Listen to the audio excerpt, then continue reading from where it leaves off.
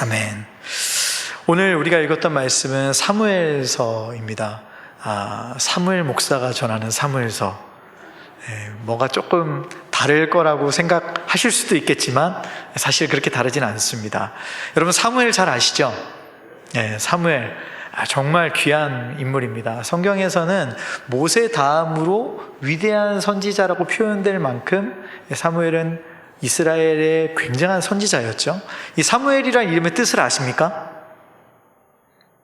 사무엘 이름 뜻 마스크를 쓰고 계셔서 다 대답하시겠지만 제가 말씀드리면 사무엘이라는 뜻은 하나님께서 들으셨다라는 뜻을 가지고 있습니다. 여러분 사무엘의 출생을 아시다시피 한나가 아이를 가질 수 없는 한 여인이 하나님께 간절히 기도하고 생명을 바칠 정도로 기도해서 얻은 아이가 바로 사무엘입니다. 그래서 하나님이 들으셨다라는 뜻을 가지고 있는 이름 바로 사무엘이죠.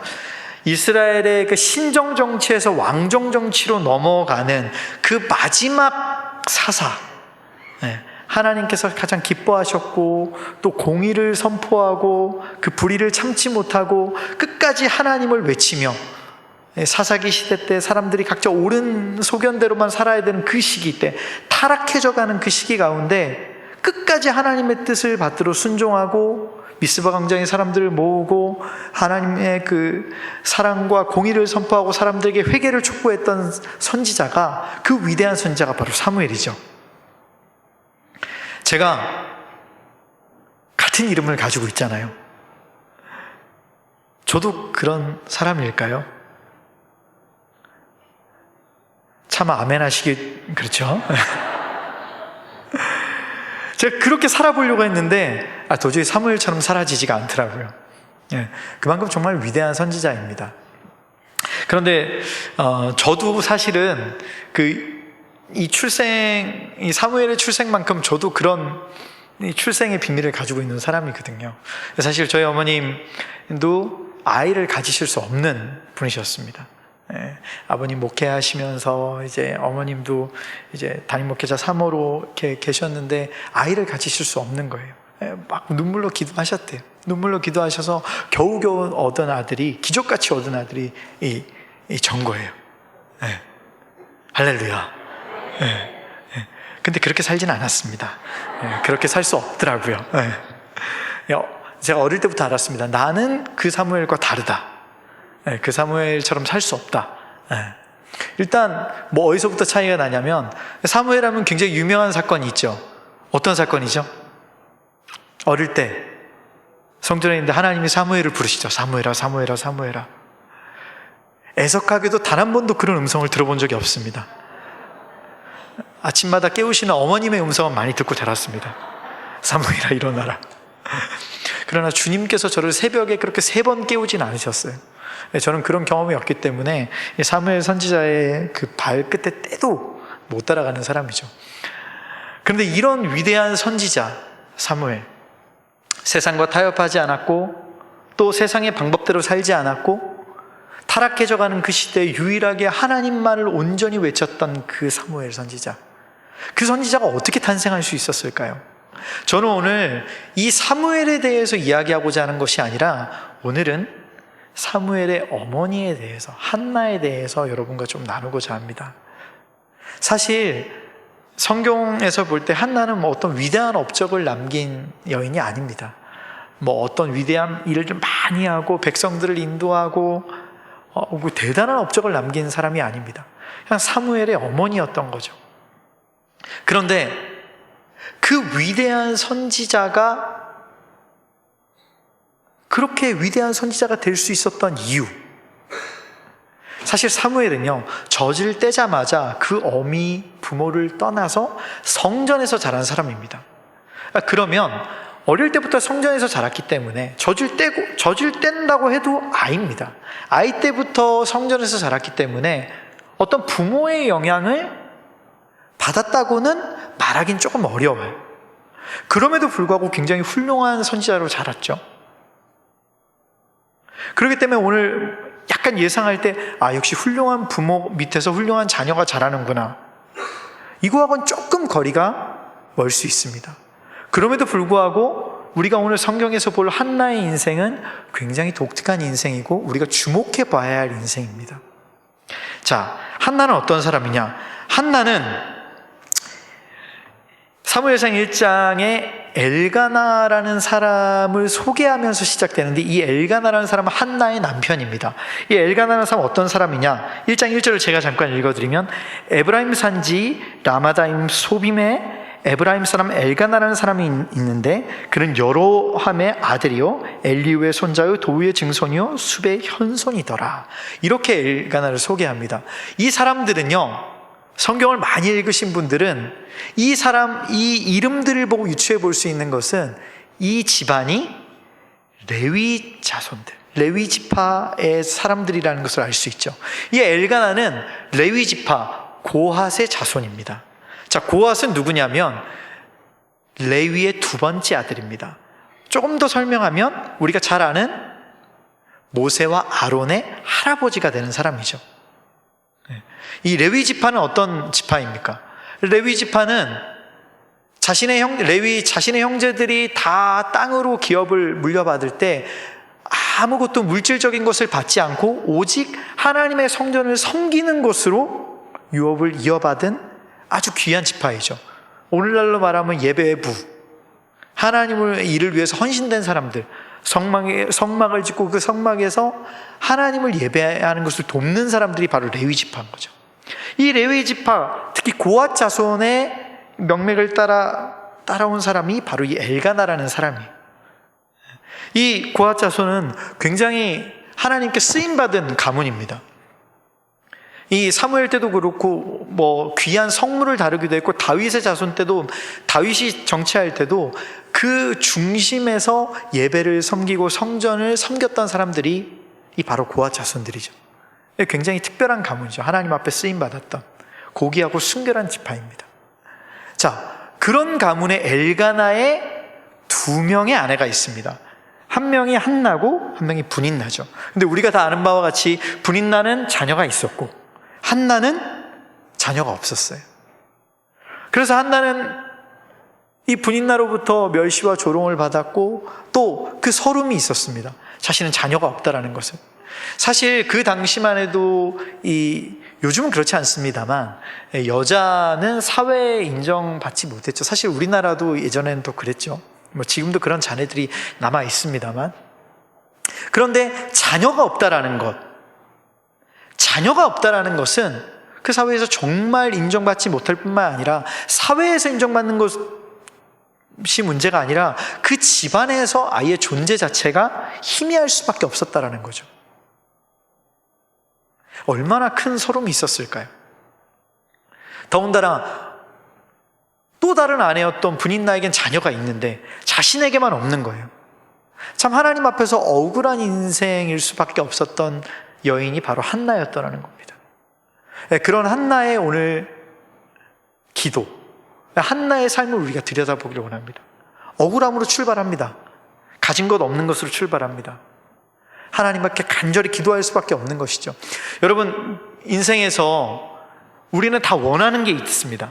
그렇죠? 그게 선한 것이든 악한 것이든 우리에게는 원하는 것이 있죠. 원하는 것이 있기 때문에 때론 그것을 가지고 하나님께 기도하기 시작합니다. 여러분 다 그런 경험이 있지 않습니까? 혹시나 지금도 그렇지 않을까요?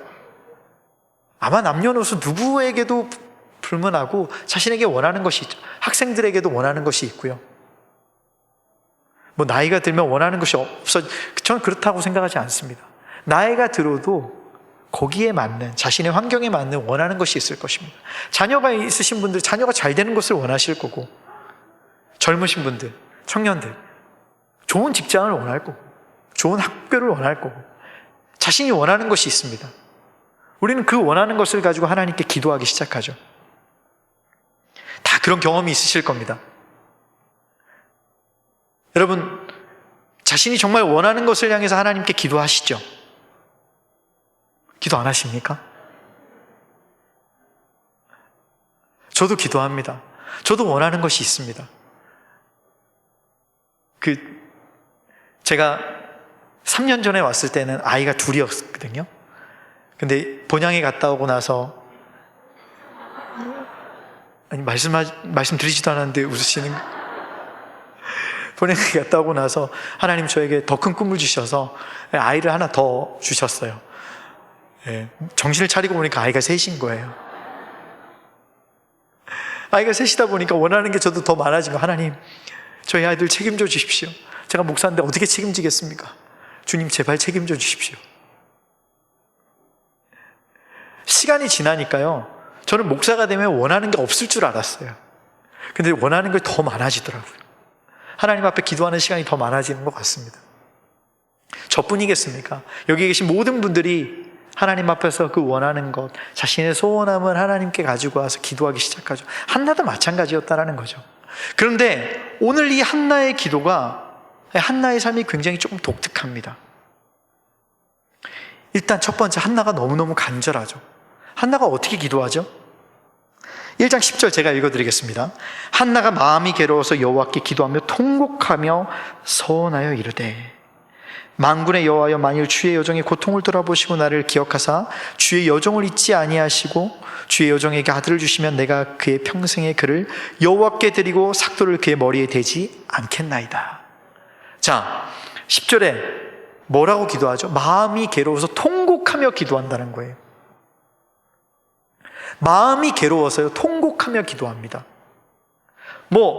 여기까지는 우리가 공감할 수 있을 것 같습니다. 우리가 정말 원하는 것이 있다면 새벽에도 나오고 저녁에도 나오고 통곡하며 울면서 기도할 수 있겠죠. 우리에게도 그런 경험이 있잖아요.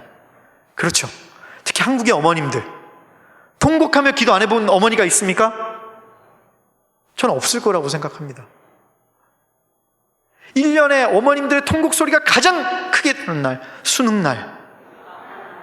웃으시는 거 보니까 다 공감하시네요. 뉴스에서도 나와요. 예전에 제가 어릴 때 뉴스 보면 막 엿 붙이고 안 믿는 사람들 다 기도합니다. 울면서 기도합니다. 간절히 원하는 거죠. 그만큼 간절했다는 거예요. 여기까지는 이해합니다. 그런데 두 번째, 거기까지 가는데 얼마나 더 가죠? 서원하여 이르되, 하나님 나를 잊지 않으시면 뭐라고 얘기하죠? 아들을 주시면, 나를 잊지 아니하시고 나에게 아들을 주시면 내 아들을 바치겠나이다. 자, 여기까지도 조금은 이해할 수 있습니다. 우리 어머님들, 누구나 다 이해할 수 있겠죠. 안 이루어졌는데 뭔들 말 못하겠어요. 우리 기도할 때 그러잖아요. 주님, 이거 주시면 하나님 영광 위해서 사용하겠습니다. 이거 주시면 제가 이렇게 하겠습니다. 이거 주시면, 이 기도 들어주시면 제가 이렇게 하겠습니다. 저도 어릴 때 그렇게 기도했거든요. 주님, 이거 주시면 제가 이렇게 할게요. 근데 돌이켜보니까 이거 주셨는데 그렇게 안 하더라고요. 여러분, 혹시 이렇게 기도하셨는데 하나님이 나의 기도를 응답해 주셨는데 하셨습니까? 아멘이 조금 작아졌네요. 무슨 말을 못합니까? 무슨 말을 못합니까? 그만큼 간절했다는 거죠. 아이 없는 자가 어떻게 아이를 바치는 것을, 그 심정을 알 수 있을까요? 그럼에도 불구하고 겁도 없이 한나는 이런 엄청난 말을 내뱉습니다. 여러분, 지금 이 시간 한나를 한번 주목해 보시죠. 한나는 지금 누구에게 기도하고 있습니까? 하나님께 기도하고 있죠. 신앙의 첫 번째, 하나님을 바라보는 것입니다. 한나가 지금 누구를 바라보고 있죠? 하나님을 바라보고 있죠. 무엇 때문에? 자신의 문제 때문에. 자신에게 정말 간절히 원하는 것이 있기 때문에 하나님을 바라보고 있습니다. 정말 끝없이 하나님을 바라보고 있습니다. 눈물을 흘리며 통곡하며, 또 아직 벌어지지 않은 앞으로의 일들을 주님께 맡기며 하나님께 기도하고 있습니다. 여러분, 굉장히 중요한 것이죠. 세상에 있는 많은 사람들은 자신의 것을 이루기 위해서 세상의 방법을 사용합니다. 그러나 신자들은 우리가 가진 것, 우리가 이루고자 하는 것, 어떤 방법으로 해결해야 됩니까? 하나님께 구해야죠. 너무너무 정답 같은 모습이죠. 그런데 문제는 세상은 우리를 이렇게 바라보지 않는다라는 것이죠. 한나가 의지하고 있는 것은 하나님입니다. 그런데 오늘 이 한나의 모습을 바라보는 한 사람이 있습니다. 누구입니까? 엘리입니다. 엘리 제사장. 그 당시에 최고 권위의 이스라엘의 제사장입니다. 사무엘 이전에. 엘리가 사무엘 앞에 나타나서 엘리가 사무엘 앞에 아니죠. 엘리가 한나 앞에 나타나서 한나의 모습을 보고 비판하기 시작하죠. 어떻게 비판합니까? 어떻게 비판하죠? 한나를 술 취한 여자라고. 13절에 엘리는 그가 취한 줄로 생각한지라. 그리고 생각만 한 게 아니죠. 그 다음 구절을 보면 엘리가 그에게 이르되 내가 언제까지 취해 있겠느냐? 포도주를 끊으라. 이해는 할 수 있습니다. 한나가 그만큼 고통스럽게 눈물을 흘리며 제정신, 그냥 우리가 보면 그냥 이렇게 눈물을 그냥 찔끔 흘리면서 손수건으로 닦는 정도가 아니라 땅에 엎드려져서 몸을 뒹굴면서 자신을 주체할 수 없어서 하나님 앞에 기도하고 있는 그 몸부림을 가지고 누가 보아도 제정신이 아니구나, 누가 보아도, 그럴 정도로 한나가 뒹굴고 있었다라는 거예요. 엘리는 그 모습을 보고 정상적으로 판단을 한 겁니다. 취한 여자이구나, 포도주를 끊으라. 근데 여러분, 한나가 취했습니까? 한나는 비정상적인 행동을 한 것이 아니라 하나님 앞에서 그만큼 간절했고 하나님만을 붙잡고 하나님만을 의지해서 하나님 앞에서 몸부림치고 있었던 거죠. 그런데 엘리가 그 한나를 어떻게 보죠? 이상한 여자로 보기 시작한다는 거예요. 두 가지 의미가 있습니다. 여러분, 세상은요, 우리가 하나님께 의지하는 것을 공격합니다. 비판합니다. 비정상적으로 봅니다. 저는 목회자가 된다고 했을 때 그렇게 주변에서 많이 비판하더라고요. 주변 친구들. 제가 그때까지만 해도 친구들이 조금 세속적인, 저도 세상에 많이 엇나갔던 사람이기 때문에 그렇게 보이지 않으시죠? 야, 할렐루야. 얼마나 이렇게 신문 세탁이 잘 된지 모르겠습니다. 제가 주님께 서운하는 것이 하나 있는데, 제 고향이 부산인데요, 주님, 부산 가서 목회는 못합니다. 혹시나 제가 아는 자가 있을까봐. 제가 서울에서 사역하다가 갑자기 어느 날 제가 이제 그 예배인도를 하고 딱 내려왔는데 누가 제 이름을 부르는 거예요. 교회에서 제 이름을 부르는 사람이 없거든요. 다 목사님 하지 제 이름을 부르는 사람이 없거든요. 뒤에서 부르는 순간 땀이 나는 거예요. 딱 봤는데 고등학교 친구인 거예요.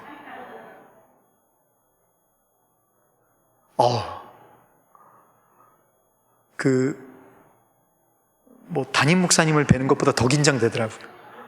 혹시 내 과거를 다 폭로할까봐.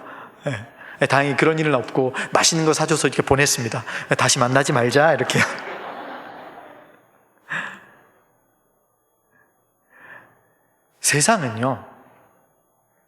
세상은 하나님께 매달린 자를 조롱하고 비판할 수밖에 없습니다. 많은 친구들이 그랬어요. 그 돈도 안 되는 거 왜 거기에 인생을 걸고 목숨을 거느냐? 왜 힘든 길을 가려고 하느냐? 세상에 인정받고 넉넉한 자리가 그렇게 많은데 왜 그러려고 하느냐? 세상은 조롱합니다. 세상은 이해하지 못합니다. 여러분, 코로나 시대를 우리가 겪어봐서 알죠? 교회에 모이는 것, 세상이 그것을 정상적으로 봅니까? 많은 분들이 더 이야기합니다. 이 시국에 왜 모이는 것이냐? 세상 우리 조롱하는 겁니다. 여러분, 세상에 조롱하는 것을 어려워하지 마십시오. 내가 하나님께 매달려 있다는 증거입니다. 세상이 우리를 조롱할수록 내가 하나님께 더 가까워지는 것임을 믿으시길 바랍니다. 한나는 그렇게 하나님께 매달리고 있는데 엘리는 한나를 조롱하기 시작합니다. 두 번째 관점. 엘리가 어떤 사람이라고 그랬죠? 엘리는 대제사장입니다. 하나님과 독대할 수 있고 하나님 말씀을 대언하는 이스라엘의 위대한 선지자입니다. 그런데 그 위대한 선지자가 한 여인의 기도가 술 취함으로 밖에 판정이 안 될 정도였다면 엘리 제사장이 얼마나 타락했음을 볼 수 있는 것이죠. 더 이상 영적인 눈을 가지고 있지 않았고 더 이상 하나님과의 소통이 없는 정도. 그에게 그 한나의 몸부림이 하나님 앞에서의 몸부림을 판별할 수 없었다는 것, 그가 하나님과 단절되었다라는 것이죠. 대제사장의 타락이 무엇입니까? 그 시대의 타락을 말해주는 것이며 그 시대에 하나님의 사람이 없어지고 있었다는 것입니다. 여러분, 한나가 하나님 앞에 그렇게 울부짖을 수 있었던 것, 그 시대에 아무도 하나님을 섬기지 않는데 그 한 여인이 하나님만을 주목하고 있었다는 사실입니다. 여러분, 한나의 기도가 그냥 개인의 기도가 아니었다라는 것입니다. 그 시대 가운데 유일하게 하나님을 찾는 기도였다라는 거예요. 아무도 하나님을 찾는 이 없는데 제사장도 타락하고 성전을 지키는 자들도 타락하고 하나님의 백성들이 타락한 그 시대 가운데 한 여인이 있었다라는 겁니다. 여러분, 그 여인이 저와 여러분이 되기를 소원합니다. 세상에 아무도 기도 안 하고 세상에 아무도 하나님을 붙잡지 않는다 할지라도 그 한 사람, 그 한 여인, 비록 그 모습은 볼품없고 취한 사람처럼 보일지라도 그러나 그 한 사람이 하나님을 붙들 때 그 시대 가운데 소망이 있는 줄 믿습니다. 저는 본향교회 모든 성도들이 세상이 조롱할지라도 인정해주지 않을지라도 하나님 앞에 그렇게 몸부림치는 그런 예배자, 그렇게 하나님이 찾으시는 그 한 사람이 있는 그런 교회가 되기를 소망합니다. 이것이 바로 한나의 기도였습니다. 두 번째, 신앙은 하나님을 구하는 것입니다. 여러분, 한나가 지금 무엇을 구하고 있죠? 한나 지금 무엇을 구하고 있습니까? 아들을 구하고 있습니다. 나에게 없는 것. 왜 아들을 구합니까? 아마 자녀가 없는 서름을 가지신 분들이 많을 거라고 생각됩니다. 요즘 특별히 많은 것 같습니다. 젊은 분들 중에서 너무 많습니다. 저도요, 주변에 제 동기들, 주변의 목사님들 불임이 너무너무 많습니다. 그것 때문에 고통받고 그것 때문에 남모를 눈물을 흘리는 분들이 너무너무 많습니다. 제가 이 코로나 때 딱 시작되면서 제가 셋째 아이가 태어났는데 저도 차마 이렇게 둘째 낳았다고 막 제가 이렇게 주변에 알리고 있는데 셋째는 제가 알리지를 못하겠더라고요. 점점 아이를 낳지 못하는 부모가 많고 그 가운데 감히 저도 자랑을 못하겠더라고요. 너무너무 불임이 많은 시대입니다. 얼마나 그것이 고통이겠습니까? 부모로서. 한 여인의 고통을 알겠습니다. 한나도 그래 했겠죠. 그럼으로 인해서 출발하는 것이 바로 그 한나의 기도입니다. 그런데 여러분, 한나의 기도는 조금 성경을 더 깊이 들여다보면 조금 다름을 알 수 있습니다. 한나가 구한 것, 아들입니다. 그런데요, 한나가 아까 뭐라 그랬죠? 아들을 주신다면 어떻게 한다 그랬죠? 하나님께 바친다라고 얘기했어요. 하나님께 바친다라고. 이야기를 들으면 제가 아까 잠깐 말씀드렸지만 무슨 얘기를 못 하겠습니까? 주시기만 한다면 무슨 얘기를 못 하겠습니까? 우리는 가보지 않은 것에 대해서 굉장히 쉽게 이야기하죠. 하나님 이렇게 하겠습니다. 그런데 막상 그렇게 되면요, 저도 돌이켜보니까요, 제가 기도했던 거 이루어주신 건 너무 많은데 제가 주님께 지키지 못한 약속이 너무 많더라고요.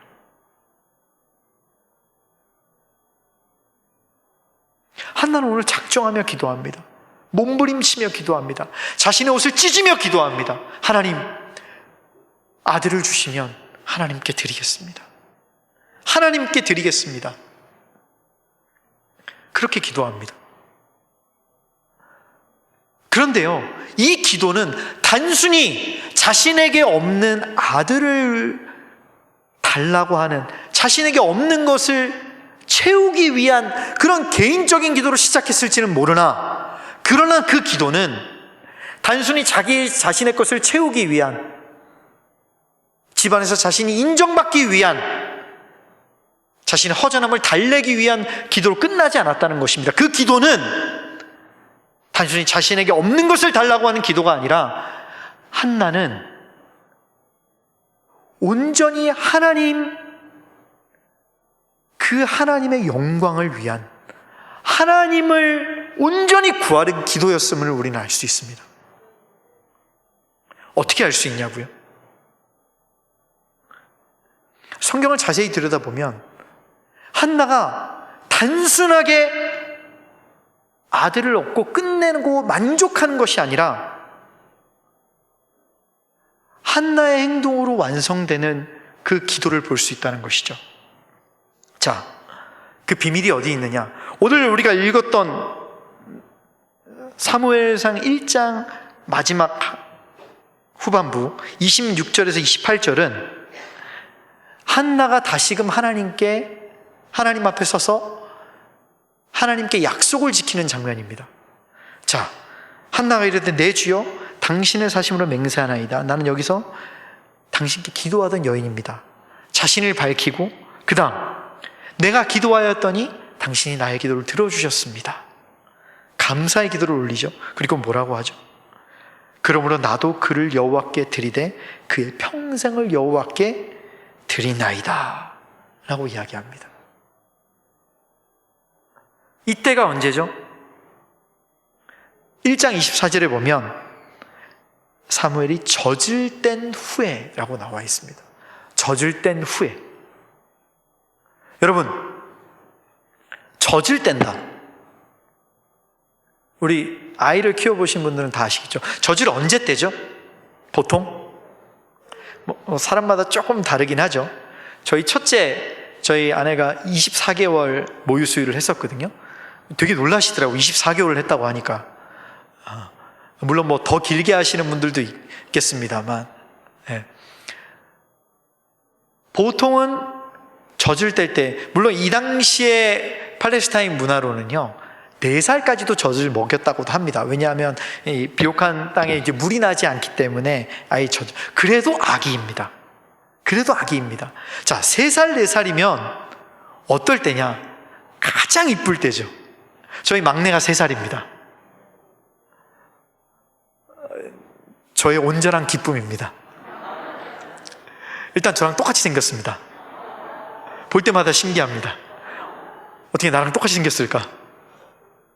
제가 집에 가면 이 세 아이 중에 가장 큰 소리로 저에게 달려옵니다. 아빠! 3살이니까 이렇게 막 잘 뛰는 게 아닙니다. 이 약간 이렇게 어수룩하게 뛰죠. 그렇죠? 네. 아빠! 하고 달려옵니다. 세 아이 중에 제일 느리지만 가장 전심으로 달려옵니다. 조금 슬픈 조짐은 이제 제 손에 뭐가 들려있는지를 보는 것 같아요. 이제 아빠보다 이제 선물을 기다리는 때가 오겠죠. 하지만 지금은 아직까지 온전히 저만을 바라보주는 해바라기죠. 너무 이쁠 때입니다. 손도 요만해요. 네. 너무 이쁠 때 말을 막 자유자재로 하는 건 아닙니다. 그런데 얼마 전에 그 둘째가 딸인데 둘째가 그 막내를 쓰다듬으니까 셋째가 그러더라고요. 이렇게 말이 좀 잘 안 되잖아요. 그러니까 나 귀여워서 만졌어? 이렇게 하더라고요. 그 모습을 본 부모는 이제 넘어가는 거죠. 넘어가는 거죠. 네. 너무 귀엽습니다. 아침에 이제 쉬는 날 같이 있으면 와서 저를 깨웁니다. 어떻게 깨우면 그냥 제 배 위에 주저앉아요. 그럼 얼마나 아프고 놀래요, 제가. 화를 낼까요? 못 내죠. 일어나면 바로 웃어요, 저도.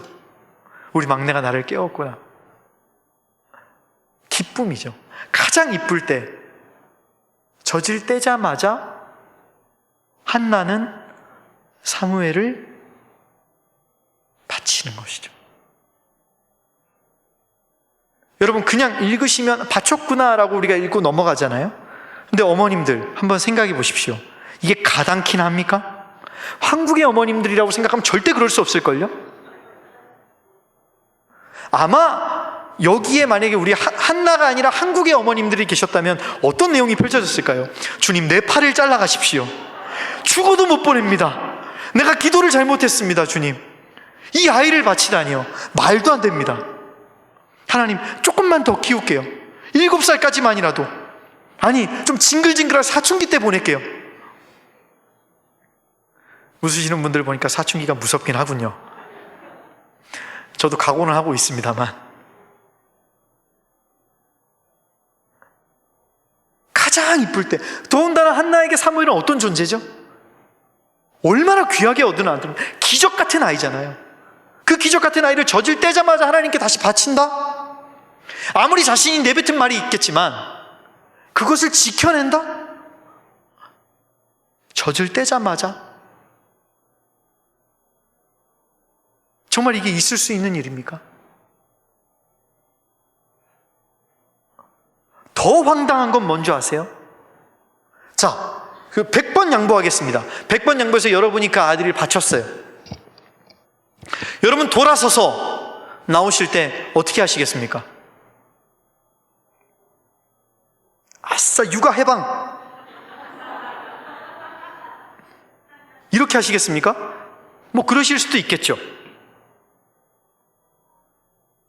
근데 그게 오래 갈까요? 아이는 어떨까요? 아이는 저희 막내가 어린이집을 다니기 시작했어요. 아침 9시에 보내서 3시쯤 찾아옵니다. 몇 시간이죠? 한 7, 8시간입니다. 7, 8시간을 떨어지는데 아이는 우리가 지금은 좀 적응이 됐습니다. 처음에 아이를 어린이집에 딱 맡기고 딱 떨어지는 순간 애가 어떻게 되죠? 나라를 잃은 것처럼 대성통곡을 합니다. 그 모습을 보는 저는요, 저도 발걸음을 떼기가 어려워요. 아니 뭐 영원히 헤어지는 것도 아니고 7시간 헤어지는 건데 아이도 자지러집니다. 부모와 떨어지는 것이 엄청난 이별인 거죠. 아마 만약에 우리에게 그런 상황이 왔다면 아이를 내줬어도 기쁨이 없고 슬픔과 절망과 좌절감이 찾아오겠죠. 그런데 제가 뭐라 그랬습니까? 한나가 구한 것이 하나님의 영광이라고 그랬잖아요. 그 증거가 바로 그 다음 절에 나옵니다. 제가 읽어드리겠습니다. 2장 1절. 2장으로 넘어갑니다. 한나가 기도하여 이르되 내 마음이 여호와로 말미암아 즐거워하며 내 뿔이 여호와로 말미암아 높아졌으며 내 입이 내 원수들을 향하여 크게 열렸으니 이는 내가 주의 구원으로 말미암아 기뻐함이니이다. 기뻐함이니이다. 여러분, 이게 말이 됩니까? 그토록 원했던 아들을 얻었습니다. 그런데 그 아이를 젖을 떼자마자 하나님께 다시 바칩니다. 생이별이 시작됩니다. 그런데 한나가 뭐라고 하죠? 아이를 보내자마자 하는 얘기가 내가 여호와를 기뻐합니다라고 이야기합니다. 그리고 고백합니다. 여호와와 같이 거룩하신 이가 없으시니 이는 주밖에 다른 이가 없고 우리 하나님 같은 반석도 없으십니다 라고 고백합니다. 한나의 지지심이 나오고 있는 것이죠. 어떻게 된 일입니까? 자신의 아들, 어떤 존재입니까? 자신의 생명보다 더 귀한 존재 아닙니까? 우리가 자녀들을 위해서 못할 게 무엇입니까? 그렇죠. 나보다 내 자녀가 더 잘 되기를 원하고 내 자녀가 아픈 것보다 내가 아프기를 원하잖아요. 그 자녀를 다시 하나님께 돌려보내면서 주님, 내가 주님을 기뻐합니다라고 고백하는 거예요. 한나가 제정신입니까? 제정신입니다.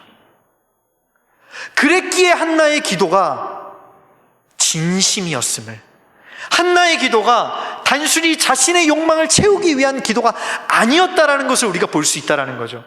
한나는 하나님 앞에 기도했습니다. 무엇을 기도했습니까? 아들을 달라고 기도했습니다. 어떻게 해요? 뒹굴면서, 옷을 찢으면서, 술에 취한 여자라고 오해받으면서까지, 세상이 조롱하면서 그 조롱의 시선을 받으면서 하나님께 기도했다라는 거예요. 그런데 그 기도가 단순히 자신의 것을 채우기 위한 기도가 아니었다라는 거죠. 어떤 기도입니까?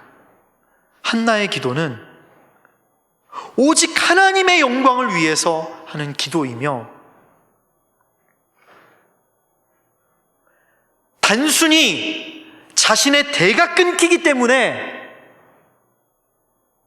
우리의 가문을 걱정하는 기도가 아니라, 오히려 하나님, 나에게 아들을 주심으로 인해서 주께서 우리에게 베풀어 주신 그 이 은혜가 이 가문에서 끊이지 아니하고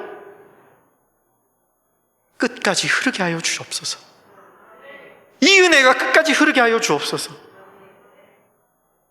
나만 누리고 끝나는 인생이 아니라 하나님께서 우리에게 주신 그 자손까지도 하나님을 섬기며 타락해져 가고 어두워져 가고 하나님이 보이지 않는 이 시대 가운데 오직 하나님의 영광을 드러내는 가문이기를 소원하는 그 기도였다는 것이죠.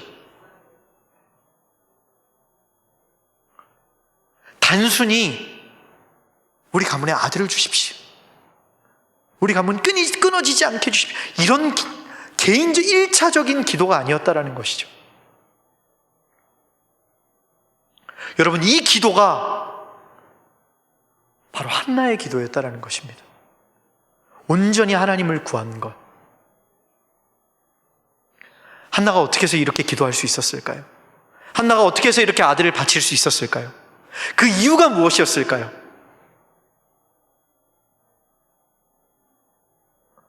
그 이유는 바로 한나는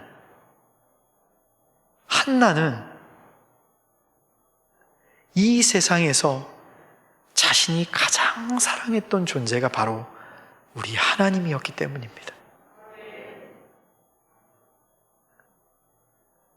우리 하나님. 여러분, 하나님 사랑하십니까?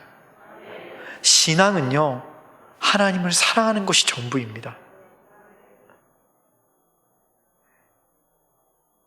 사람들은 사랑한다는 말을 굉장히 쉽게 합니다. 너도 사랑해, 이것도 사랑해, 저것도 사랑해. 그런데 오늘 한나를 보십시오.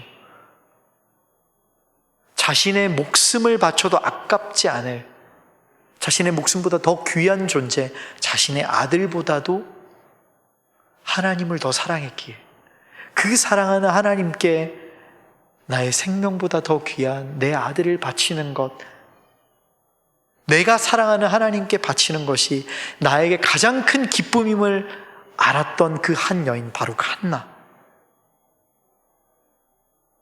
여러분, 한나가 그렇게 헌신할 수 있었던 이유, 하나님 앞에 자신의 아들을 드릴 수 있었던 이유, 그것은 한나가 하나님을 가장 사랑했기 때문입니다.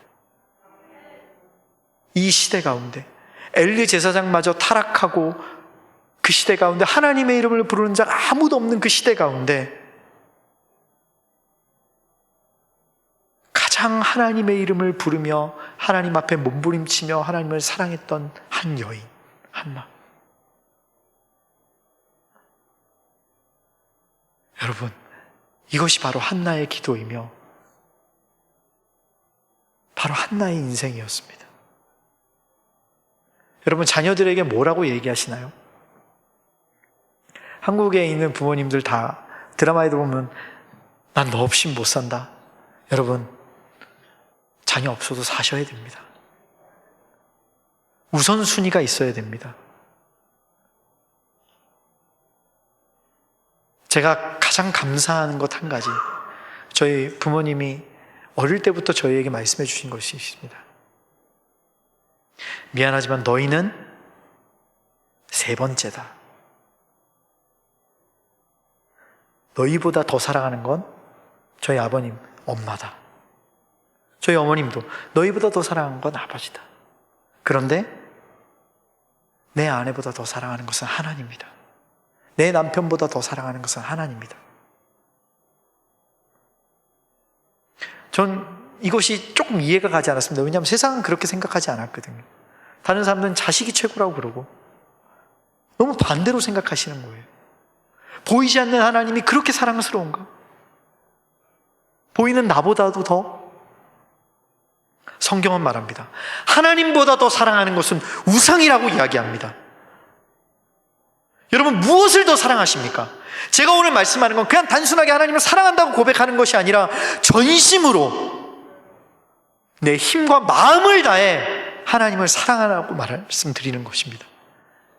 한나가 사랑했던 것, 한나가 가장 사랑했던 것, 아들인 사무엘도 아니요, 남편인 엘가나도 아니요, 한나에게 오직 첫 번째는 하나님이었다라는 거예요.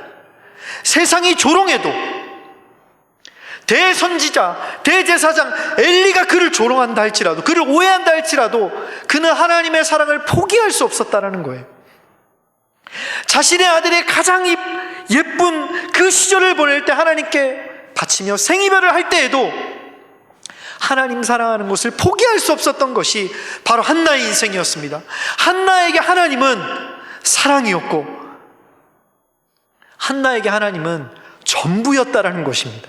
여러분, 여러분의 인생에 하나님이 전부이십니까? 전부이셔야 합니다. 하나님만이 전부이셔야 합니다. 귀한 것, 사랑할 것 얼마나 많습니까? 기도합니다. 저도 주님, 제 아이들이 제 우상이 되지 않게 해주십시오. 제 아내가 제 우상이 되지 않게 해주십시오. 하나님보다 더 사랑하는 존재가 되지 않게 해주십시오. 하나님을 가장 사랑하게 해주십시오.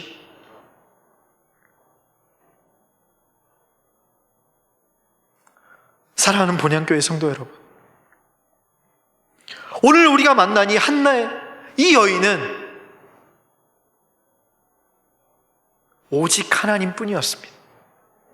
자신의 아들도 아니요, 자신의 집안도 아니요, 오직 하나님 그 한 분을 사랑했다는 것이죠. 여러분, 하나님은 우리를 사랑하십니다. 믿으십니까? 그런데 우리는요, 헌신은 어디서 나오죠?